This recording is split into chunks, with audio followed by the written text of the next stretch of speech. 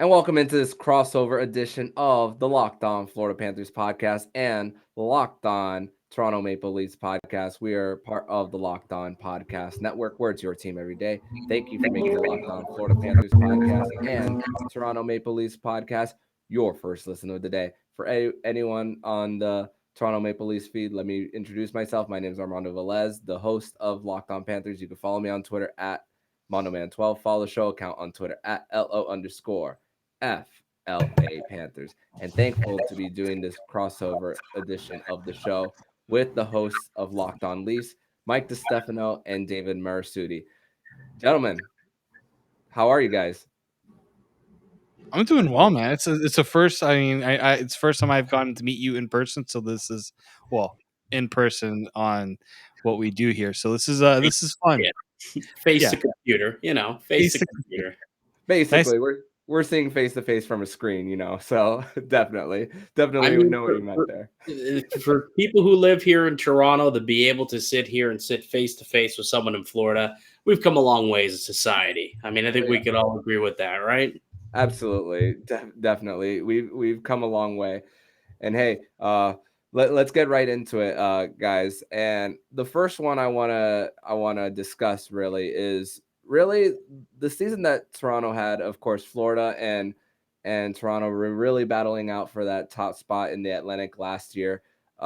Really changing that third matchup between the two teams, and of course, this past season for the Leafs. I felt like it was probably one of their biggest chances to finally win around. And of course, this past season was a lot different than what happened against Montreal, and really challenged Tampa Bay to better than what Florida did in round 2. That's for sure. And now there comes a different feel for the GM and the head coach. I know Mike was talking about how when Sheldon Keefe got his extension, is like, don't be too excited about it. It's about seeing what he can do with this team. And of course, Kyle Dubas, just a few weeks ago, they say that there's not going to be an extension for him going into the season, at least last time I checked. What's the feeling on the coach and the GM for Toronto? Well, I'll take this one first, Dave. I mean, to say that they're on the hot seat, I think, is a little bit much. Like, they're not on the hot seat unless they struggle. The thing is, I don't anticipate struggles out of the gate. I think this team's going to have a very successful regular season. The problem is the full evaluation of these guys aren't going to be throughout the 82-game regular season. It's going to be, what do they do in that 2-week window in late April, right? Like, that's the problem with talking about what the situation is with Kyle Dubas and with Sheldon Keefe. You're right. Dubas is coming into the year. He's in a contract year, and they did not opt to give him any sort of extension to this point. I guess that could change between now and opening night, but apparently, that's not the case. He's going to go into the year as a lame duck GM, as they say. But ultimately, there's a lot of pressure on these guys, and it's really going to come down to, again, do they have that success in the playoffs? Because if they don't, and it's another first-round exit, then yeah, there's going to be a lot of chatter about those guys and whether or not they're the duo that could lead this team to the promised land. But ultimately, I think, I like what they've done. I think they've assembled a pretty good group. I think Sheldon Keefe has shown improvements in his coaching tenure the last 3 years he's been here. But ultimately, again, they got to perform in the playoffs in order to kind of keep their jobs and get the flies off them over the last couple of years. And for me, like, listening to Sheldon Keefe talk about playing Mitch Marner defense, I'm just like, Sheldon, you don't have to show that the pressure of coaching Toronto is totally making you go crazy. But no, I think they're trying their best to make sure that the focus isn't on them, but not in the places that it shouldn't be, right? Kyle Dubas has tried very hard to make sure that no one's talking about the fact that he is on his last year's deal. It's not going to stop the chatter, but he wants to make sure that the team focuses on the task at hand and not what their future's like. I'm sure some of the players are wondering that, just like any player is on any team. So I agree with Mike as well. Like, they've done their best to always try to figure out why were we coming up short? What can we do to get better? But at the end of the day, it's going to be more so on the players and what they do than I think what Kyle Dubas and Sheldon Keefe do, because at some point, the roster you put together, they're the ones that are going to have to carry you. You can't just expect the coach and the GM to do everything and put as much support in place. The players are the ones that are ultimately going to have to be the ones to get the job done. Yeah, and especially with Mitch Marner breaking his goalless drought from a few years ago in the most recent postseason, that's an encouraging sign that this is a team that's possibly growing and getting to that next level, because I didn't see a sign of I could possibly have seen that last year's version of Toronto possibly make a possible run if had they not run into Tampa Bay. Who knows what they could have faced off against a Florida had they met in the second round, because Florida did not even look good in round one against Washington. Next question I have for you guys is really John Tavares. He's going to be missing some time coming up. I believe the first 2 weeks of the season, if I'm not mistaken. But what's the line's gonna look like for Toronto? I know he was playing second line center, and I know there's been a lot of criticism going John Tavares' way after the deal that he got just a few years ago.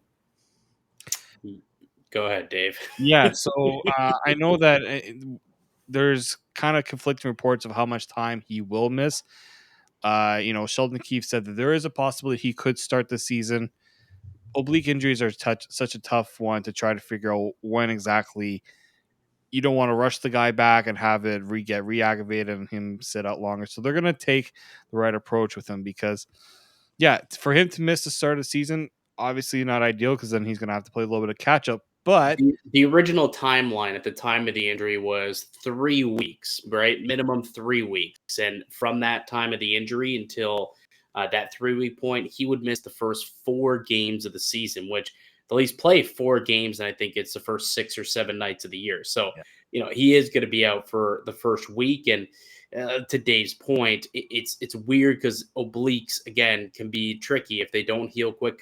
It's not something that you can you can try and play through it, but it's not going to work, especially that's where you get a lot of your explosiveness. A lot of it's in your core. Any sport you're playing, your core is so important. So it is going to be interesting to see how he can try and come back from it. Hopefully he does come back soon, because I think we both were at the very least anticipating a bit of a bounce back here, more specifically at 5-on-5, where his production kind of fell off last season and was lackluster. Got a lot of power play cookies, which made his final points look all right. I think he was 76 points in 78 games or something like that. And, if you don't dive deep and inspect those to find out where those points came from, that sounds all right. But ultimately, a lot of them came on the power play. There was a lot of secondary points that he was able to kind of piggyback off of that top unit off of. But a healthy offseason, we all expected maybe Tavares can go in and have himself a decent little bounce back year in the same way that Steven Stamkos had going into his 31-year-old season. So there was a lot of hope, and that oblique injury kind of set him back a wee little bit. In terms of what the lines look like with him out, your guess is as good as ours. They're kind of filtering through, trying to see exactly what works. Today in practice, we saw William Nylander down the middle. I did see Sheldon Keefe did say, don't read too much into it. We're just trying some things. So I don't think he's going to end up being the guy. But both of us kind of have our money on. Dave, you can tell me if I'm wrong, but I'm pretty sure we both do. Out Kerfoot being the player who is going to step in as the second line center in absence of Tavares for however long he's out for. Yeah, something similar to when Tavares was out in that playoff series against Montreal. Kerfoot was the one that was moved, that played a center, and then Nylander would be on the right. And then on the left, many are expecting it to be Nick Robertson, could be somebody else, depending on how Sheldon Keefe wants to. He's trying Engvall was out there today. Engvall back in practice. Exactly. He was out there alongside Kerfoot. So who knows what ends up happening with those lines. He's keeping us guessing, unfortunately. Yes, he is. Yeah, and there's only so much that we could read off of what's in practice and what Daily Faceoff says. Daily Faceoff has Willem Nylander and Calle Yarncrook there. I saw Dennis Mulligan is there, part of the Mason Marchment trade. He's back with the Leafs. He's got a couple of goals to begin the preseason from what I saw. So happy to see Dennis Mulligan is back for the Toronto Maple Leafs. And yeah, we never talk about that trade on this podcast ever at all, Armando. That's never been brought up, not one time in the last 2 years, not once. And there's never been any Twitter exchanges between our accounts on that either. No, never. For sure. This is one that I just don't understand the conversation behind any possible rumors of Auston Matthews, about a possibility of him going to Arizona, and 2 years left on his deal. The cap's gonna go up. He's the face of the Toronto Maple Leafs. I just don't get why people are saying that he's going to leave.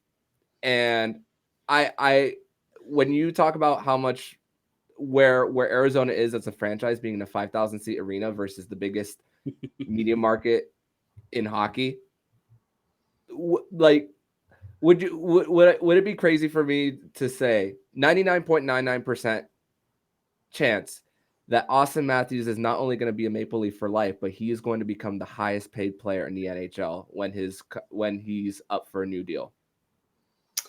Yeah, I believe that he will. He will end up surpassing what Nathan MacKinnon got just a few weeks ago. I really do. He's kind of the next big dog who is up for renewal that could surpass MacKinnon. And then what is it, the year after that? I think McDavid's up and he'll probably pass Matthews, and they'll just kind of start resetting each other's markets from that point. But look, I mean, there's this doomsday clock that a lot of people have put on Auston Matthews in the next 2 seasons.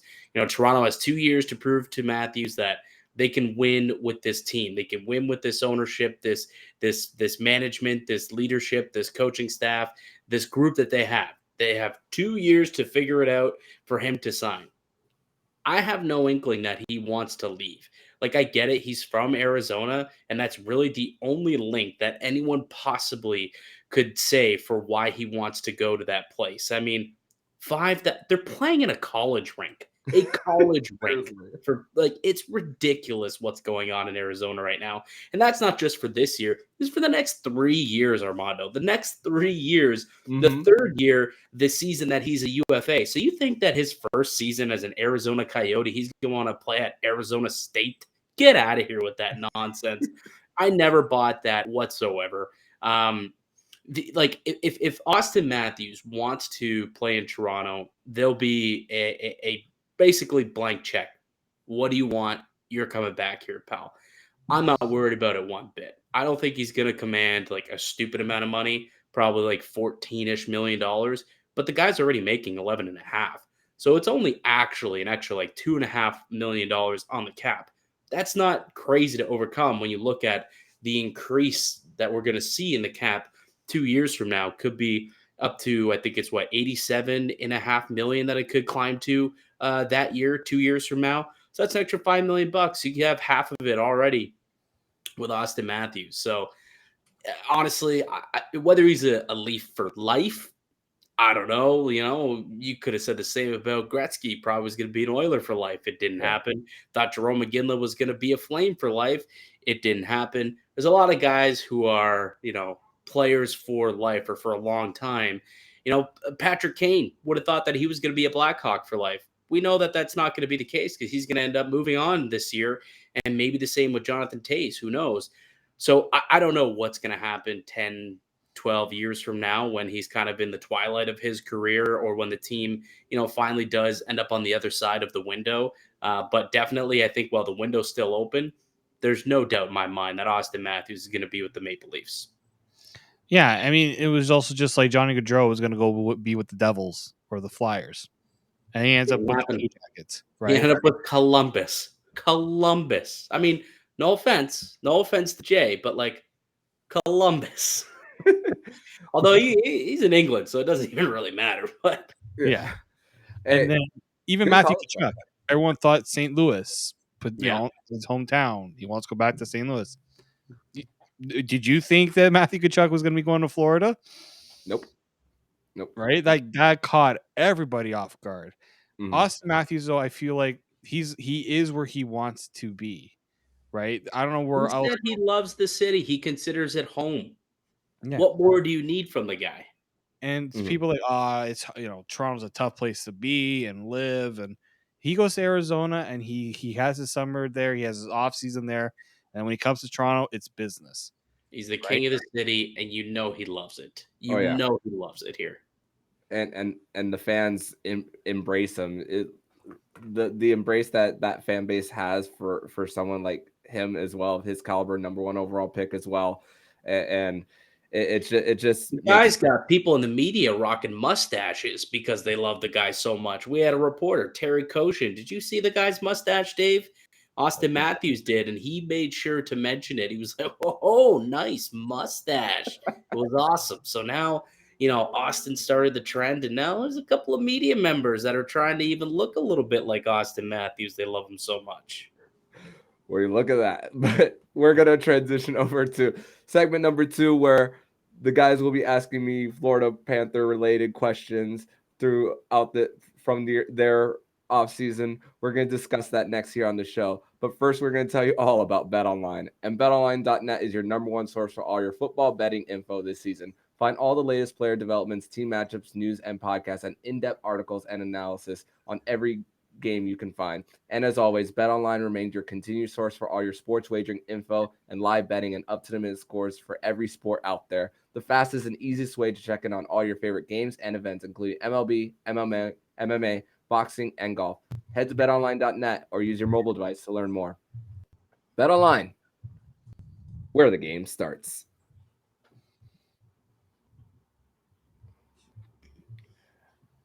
All right, guys. Well, second segment here.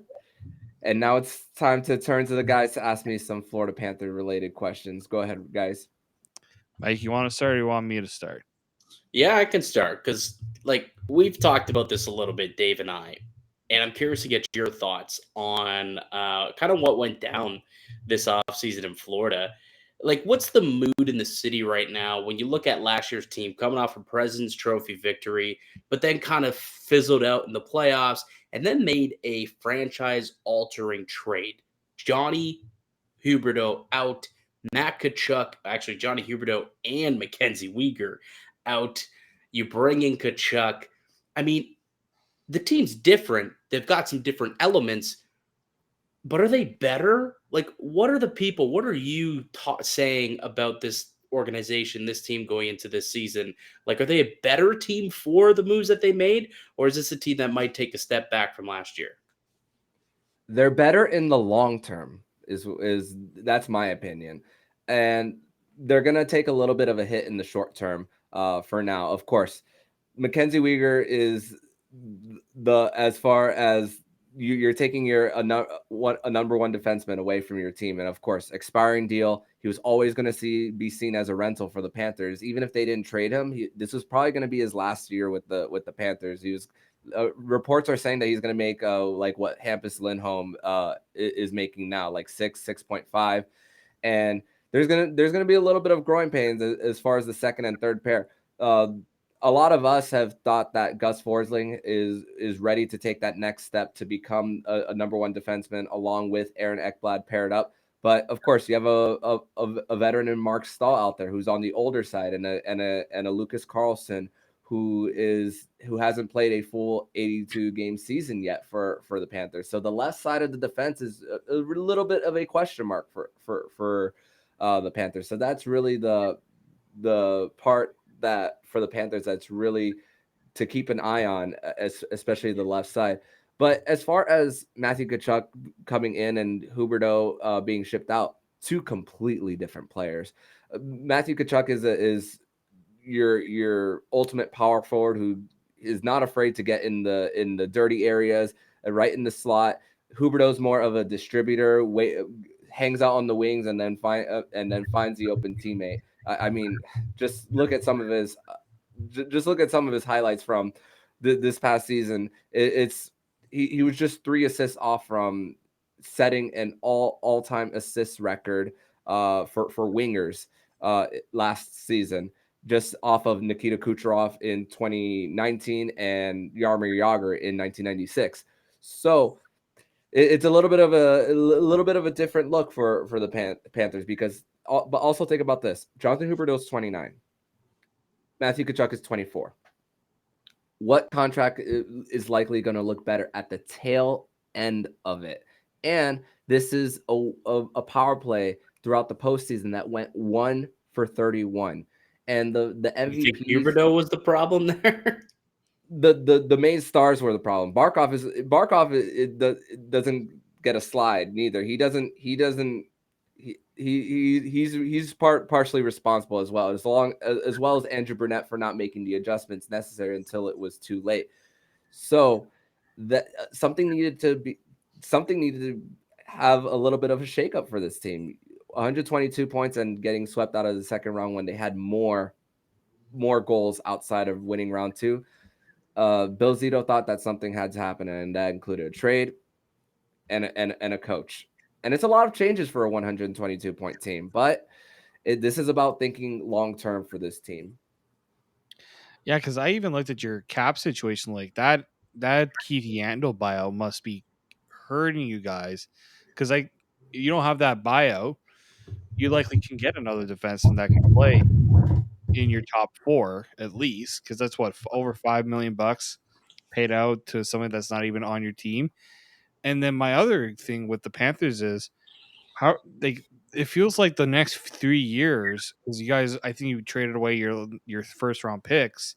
Like it feels like there's probably a lot of pressure on this team to perform because so much has been invested. Now I know that eventually things will look a little better, and you have Barkov and Kachuk around for the long haul. But is there concern about it's going to be tough to make it things like better for this Panthers team without a major subtraction again? Like, how do you guys view the where the team can find ways to improve with so little flexibility?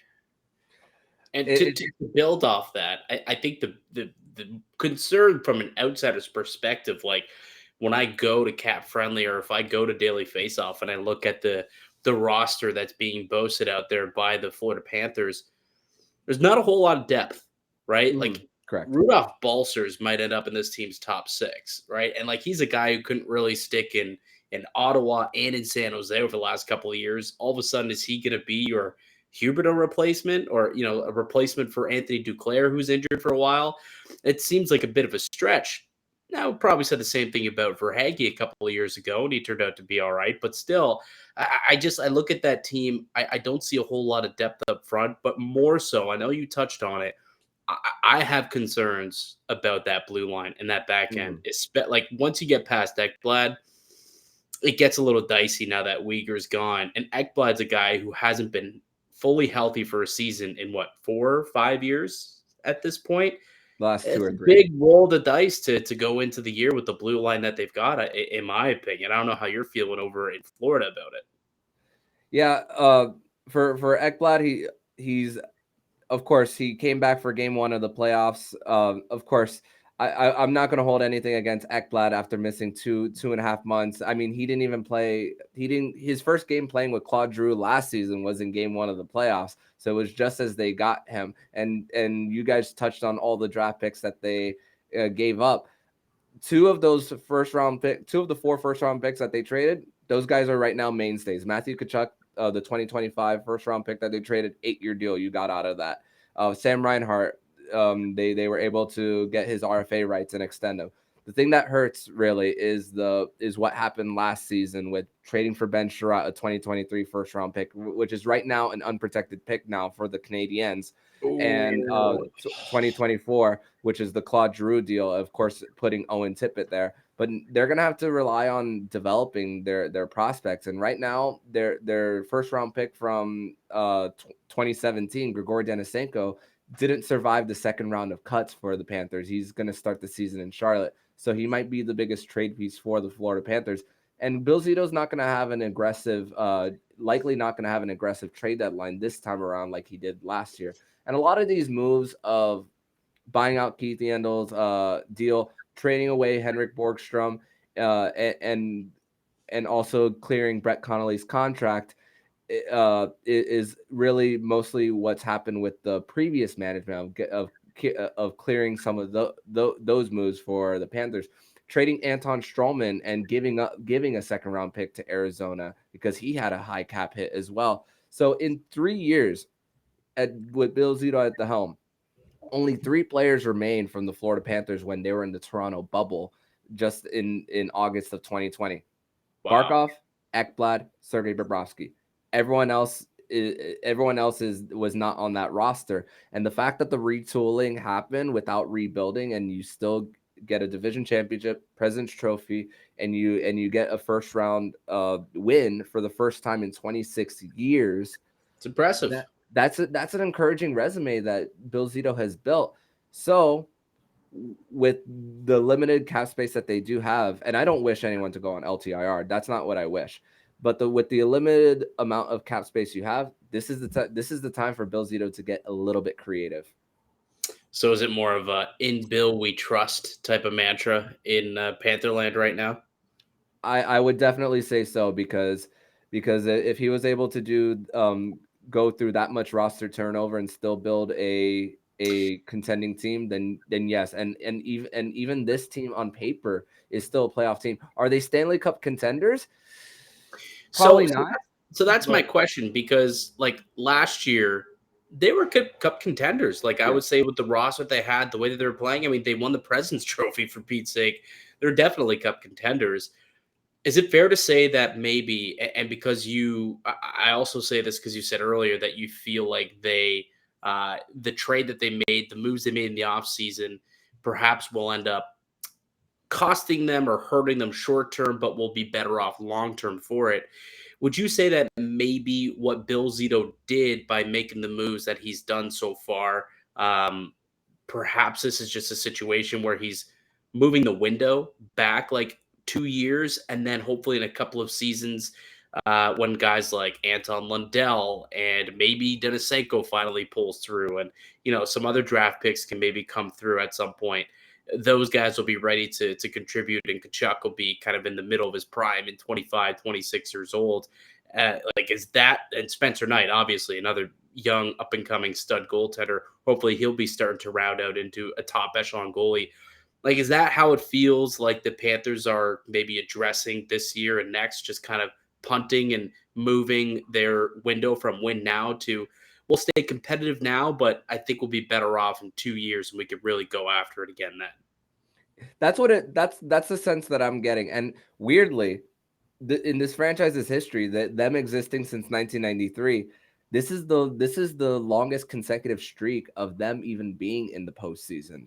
So this is unfamiliar territory for the Panthers and their fans as well. So it seems to be because if they kept Huberdeau and extended him and even extended Wieger, their window could have been only 1 to 2 years, and there could have been like a more sense of urgency to win now. And if you have those two on long-term deals, there could have been an opportunity for this team to either A, plateau, or B, like go fall right flat on their face with how those contracts, and you just don't have the flexibility with those guys being on your team, and it's going to be a little difficult making trades. Luckily for Zito, though, which this extension I did not see happening now with Spencer Knight. Of course, they have the most expensive goalie tandem right now in the NHL. But in year 3 of his bridge deal, that's also when Sergei Bobrovsky's no move clause becomes a modified no trade clause, a 16-team no trade clause. So that could be the time where a move could happen to make him the number one guy. But in those first 2 years, if Bobrovsky does perform to the level that he did last season, then it's great for the Panthers. It's great for their department because next year, even with the most expensive goalie tandem, there's still $11 million for the Panthers to play with next offseason. It's very interesting. Yeah, I know. I know. I found that the Spencer Knight contract. The timing I get, you have a young stud goaltender. You spent the first round pick on him. You want to keep him around. It was just the Sergei Bobrovsky part of it, that's where I was just like, Yep. that's tough because of how much Spencer Knight is making too. But I can see where, yeah, the cap looks a little bit better next year, especially if the cap goes up. The Florida will get a little bit of relief. So as Mike says, it's going to be, looks like maybe a little bit of short-term pain, but I think the Panthers also understand that the Atlantic division is getting tough, and they need to stay as competitive as they can because you can't be complacent with this division. Absolutely not. And what both Sergei Bobrovsky's long-term deal and Spencer Knight's bridge deal all expire at the same time. So if Spencer Knight performs to what Panther fans hope to be, he'll possibly double that salary that he has, and it won't hurt the Panthers cap, and it'll be less than what they're making combined on the next deal. So that's really has been the hope. And they were acquired in the same offseason, Spencer Knight being drafted 10 days before Sergei Bobrovsky was signed. So it looks like Dale Talon at the time seemed to have had a direction with the goaltending department, but hey, Bill Zito's taking advantage of the young goaltender, even though the cap hit maybe was higher than anticipated. But hey, we'll work with the Panthers will work with what they got in the next few years. But we're going to transition over to segment number 3. We're going to play a little game of co-sign or no sign, and also speak about the rest of the Atlantic Division and finishes. We're going to discuss that next here on the Locked On Florida Panthers podcast and Toronto Maple Leafs podcast. Third and final segment here on this crossover edition of the Locked On Florida Panthers podcast and Locked On Toronto Maple Leafs podcast. I'm Armando Velez. I got Mike DiStefano and David Morassutti here. And let's play this little game of co-sign or no sign. And I didn't ask this about this player in the first segment. I wanted to wait until now to ask. So the goalie that the Leafs acquired this offseason, of course, there's been a lot of questions about injuries and so many times spent on IR. Like a lot of transactions from Cap Friendly, a lot of them had to do with Matt Murray, and of course, a very encouraging preseason so far for him. I think I saw 40 of 45 so for Matt Murray. So co-sign or no sign for you guys. Matt Murray will be the main starter for the Toronto Maple Leafs by season's end. Oh, cosign. I mean, he's the starter for the team on day one. And so are you asking me if I think he'll hang on to the starter's job? Both injuries and performance. I'll stay optimistic here. I'll stay optimistic, and I'll co-sign it. I think Dave might have a different answer, but I'm going to co-sign this one. I what we've seen so far, he kind of just looks a lot more calm. He looks a little bit more poised, polished. He looks more comfortable in net, and I think that counts and matters for something. He looks a little bit more confident as well, and the health. You look at the health the last couple of years. Some of it was a little out of his control. Like he was hit with the COVID bug. He got sick a couple of times, and I will there be an injury? Will he miss time at some point this season? Perhaps. A lot of goaltenders do. Jack Campbell missed a lot of time last year as well, and he was this team's number one. But ultimately, I don't think that he's going to lose the job per se. I think that he'll be able to hang on to it, play well enough all year long, where come game one of the Stanley Cup playoffs, he's the guy that they turn to. I'll co-sign it. Yeah, the only reason why I'm hesitant to co-sign it is because of the injury path. It's not just with Toronto too. It's also from his time with Pittsburgh. He's dealt with all that. And the other reason too is Ilya Samsonov has not Matt Murray has been excellent in the preseason. If you look at the way he's played, Ilya Samsonov has not been bad either. Right? He's right behind him if in that order, and like they're going to make sure that both these guys get their due. So the Leafs might not have a defined starting goaltender for at least to start the season. I think they're going to give both these guys the looks. And even if Matt Murray doesn't have the same injury problems of the past, the Leafs have had some very bad luck with goaltending injuries, especially Yeah. last year with Jack Camp. I mean, there was a point in time where they went Freddie with the year before that, and the year before that, and Yeah. there's plenty years of goaltending injury history here in Toronto. So Yeah. I guess I'm hoping that the trend gets bucked this year. Again, I think there'll probably will be a time where he misses, a couple of weeks here and there, but ultimately, I think he'll still be this team starter come game one of the playoffs. Yeah, and it just reminded me of when you spoke about goalie injuries, about what happened to Eric Shalgren the day that the Panthers had that comeback against Toronto, and then insert Jack Campbell there in that one as well. So I was just thinking about the luck or lack thereof for Toronto, just going back to just one game. Yeah. And yeah, so hey, he's a two-time Stanley Cup champion for a reason. I know that in one of the runs you had to have Marc-Andre Fleury come in for a couple of games, but hey, that's why you have a tandem, and Matt Murray and Marc-Andre Fleury together. That was just a great tandem that they had there. And Samsonov, the Panthers are very familiar with him as well. That he was Vitek Vanacek started the series against the Panthers and then pulled after in the third period of game 2, and then Samsonov finished the rest. So a lot of familiarity that the Panthers have with both goaltenders. That's for sure. All right, guys. So what's your cosign or no sign for me? I know prior to recording, Mike said that he has a spicy one for me. I do, so I'll save it and I'll let Dave go with his first.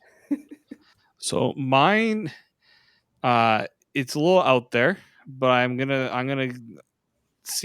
test the waters here to see what you think about the Panthers and whether you think there are more moves to be made with this team. And there's one defenseman out there. We talked about how they need a left shot defenseman. There is a defenseman trying to get out of Arizona, and that is Jacob Chychrun. I know the Panthers are lacking a little bit of the trade bait stuff, things that they will need to get a deal done. But I think the Florida Panthers will try to be one of those teams to go and get Jacob Chychrun. Cosign or no sign? I say no sign because I think if there was a time to trade for Jacob Chychrun, it would have been last season. It would have been earlier for them. And the thing is, Jacob Chychrun's a South Florida guy. So he's from the area. So it would be so cool to bring Jacob Chychrun home. But the latest reports I've seen is possibly Ottawa as trying to fill their blue line. And even I saw today that he might even be interested in Columbus to go there. So I don't think that I would want a Jacob Chychrun here, and his contract is so team friendly. I think it's like 3 more years at four something. Yeah. Exactly. I was thinking that. It's a really good contract for what Jacob Chychrun can bring. But I think with the lack of assets that they have, and Jacob Chychrun, I think this is the season also to trade him. How are the Panthers going to fit him? I just don't know how. I just don't see a scenario where Jacob Chychrun is traded to the Florida Panthers. All right. Cosign, no sign. William Nylander. William Nylander is the name I'm using. Will outproduce Matthew Tkachuk this season. How many points did Nylander have last season? 80. 80. Matthew Tkachuk had a 104. Are you expecting him to have that type of production again this year? I see. I think Matthew Tkachuk is maybe like a 93, 95 point guy next season. There's going to be a little bit of growing pains. Do you guys see he came in as the number 19 player, by the way, on TSN's top 50 list? One spot ahead of Alex Ovechkin. Wow. That's no nuts. offense, but that's ludicrous. In my opinion. Wow. I'm going to say no sign on that one. I just think with Tkachuk just coming into his own at 24 years old, his very first 100-point season, I think this is just the beginning of his prime. And and so I just think that it's just the beginning for Matthew Tkachuk. He might take a little bit of a step back as far as point production, but as far as what the team might need, they just need a net front presence in front of the net, and they already had one in Sam Reinhart. Matthew Tkachuk is in my opinion going to add that extra layer for the Florida Panthers 5-on-5, and especially on the power play. And we're talking about a power play unit that finished top 5 in the regular season, but it's about really translating that in the postseason, and that's really where the Panthers are really looking for Matthew Tkachuk to just be that net front presence. And hey, you never know with a bouncing puck, and if Matthew Tkachuk's right place, right time, hey, he finds a way to score in so many different ways. So that's a 24-point difference. I'm not sure if 24 points would in just one season, maybe in a few seasons, but as far as next season, I'm going to say no sign. I'll say this though, he's never outside of last year. He was never at a point per game pace the way that William Nylander was last season either. So last year was a really big year for him. It's just whether or not he can continue it in Florida with a completely different situation, different system, different players, different teammates, different philosophy. I am very much intrigued to see how Matt Tkachuk works out near one in Florida. Very much intrigued. I'm excited for him, and he's going to be reuniting with Sam Bennett as well. It looks like that they're going to be paired on that second line.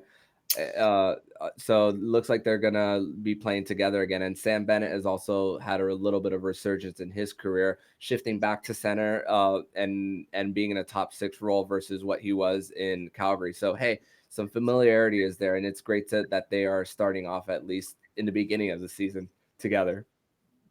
Well, how'd they do when they were in Calgary? Sam Bennett wasn't terrific. Yeah.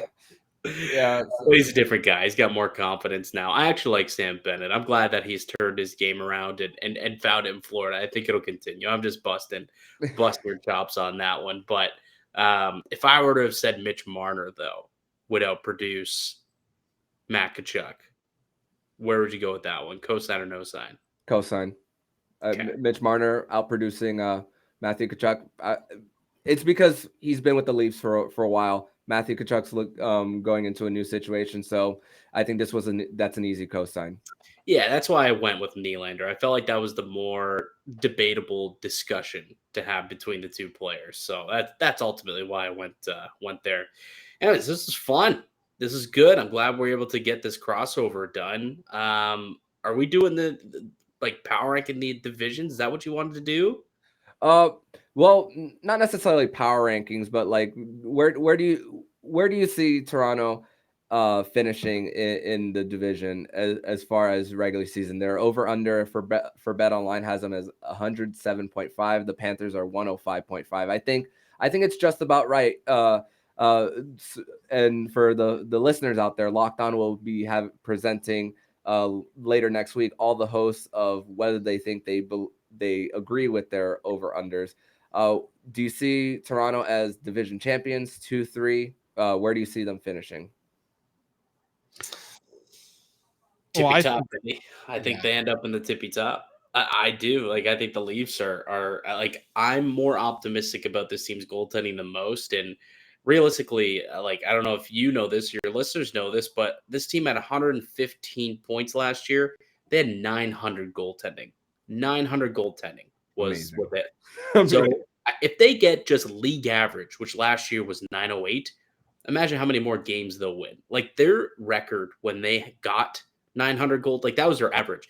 But the record when they actually got it, they're 33-4-1 or something like that. So if they can get 900 to 910 goaltending throughout this year, I absolutely think that this team, with the offense that they have, the amount of goals that they're going to get from that top 6, whether it's from Marner, who's all of a sudden shooting the puck. He had a career high 36 last year. He'll be pushing to try and do that again.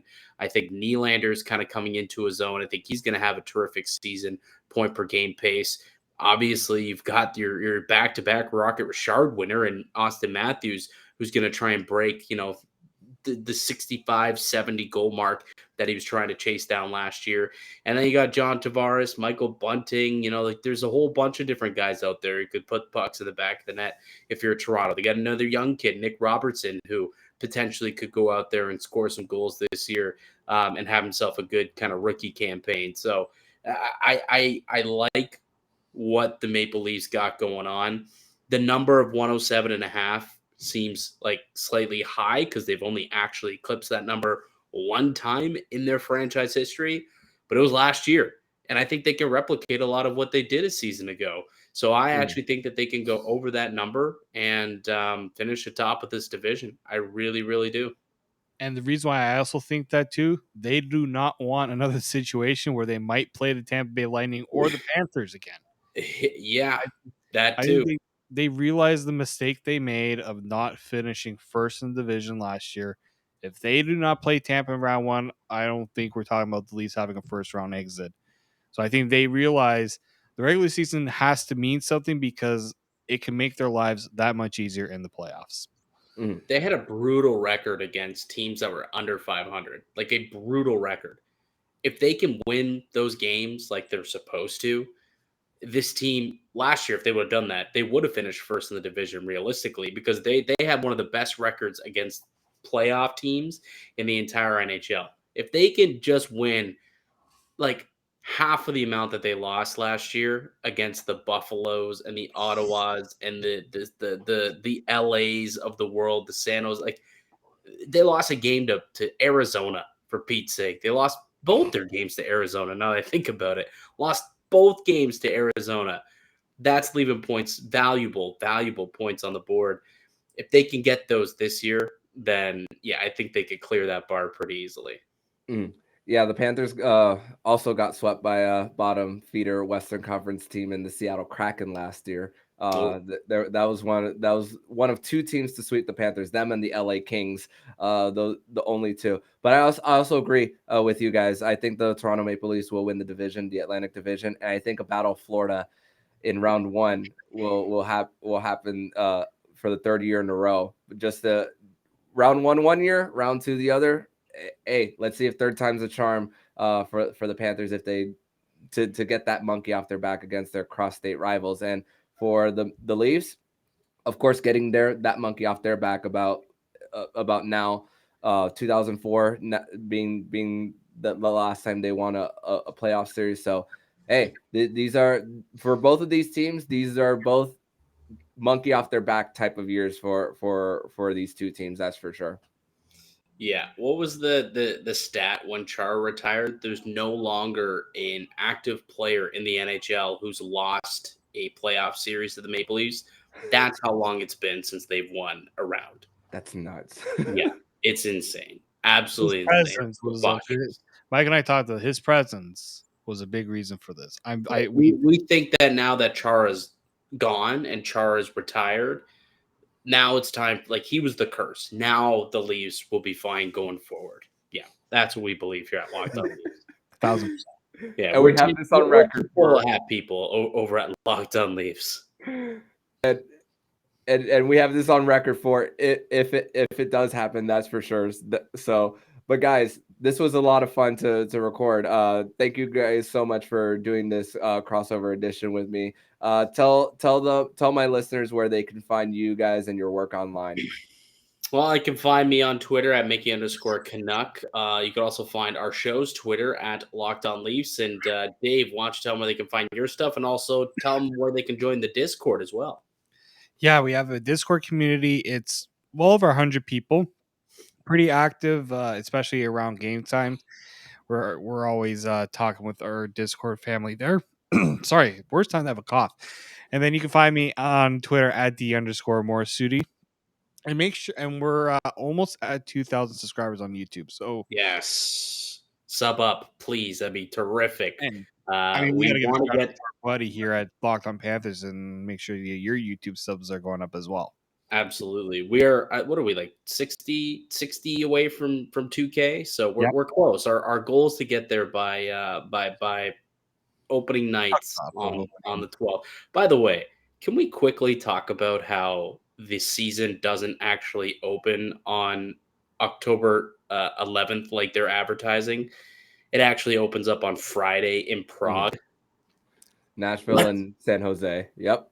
I thought those were preseason games up until today, and I was notified, no. That's the actual like soft launch of the NHL season. I'm like, that is just preposterous. They have been talking about how this was they've been talking about how the 11th was the start of the season. And I hate the fact that like Colorado and their banner going up into the rafters isn't kicking off the 2022-23 season. It actually angered me when I found that out this morning. Like there's literally like going to be regular season games Friday afternoon, and then Friday and Saturday night preseason games for the rest of the 30 teams in the NHL. How dumb is that? Great rant for the end, but I think Ball Arena had a concert on Tuesday, which is why the Colorado Avalanche opened on the Wednesday instead, and kind of weird that the NHL is starting the season on Friday and Saturday, both 2 p.m. games, so matinee matchups between the San Jose Sharks and the Nashville Predators. But the guys on the Leafs feed, you can find me on Twitter at MondoMan12. Follow the show account on Twitter at LO_FLA Panthers. Let's help Locked On Panthers get to 200 subscribers. Help this little small market team in a little town called Sunrise, Florida, in Western Broward County. Help the channel get their subscribers before opening night, and make sure to hit me up. And also, if you guys ever want to talk Panthers Leafs, I definitely have an open door policy there, that's for sure. But guys, this was amazing, and thank you so much once again for doing this, and I hope to get with you guys again soon. Absolutely, man. There's four matchups between these two clubs, I think, this season, I want to say. I'm sure we could carve out a time to do another crossover before or after a Panthers Leafs game. Absolutely. I can't wait, guys. Thank you so much.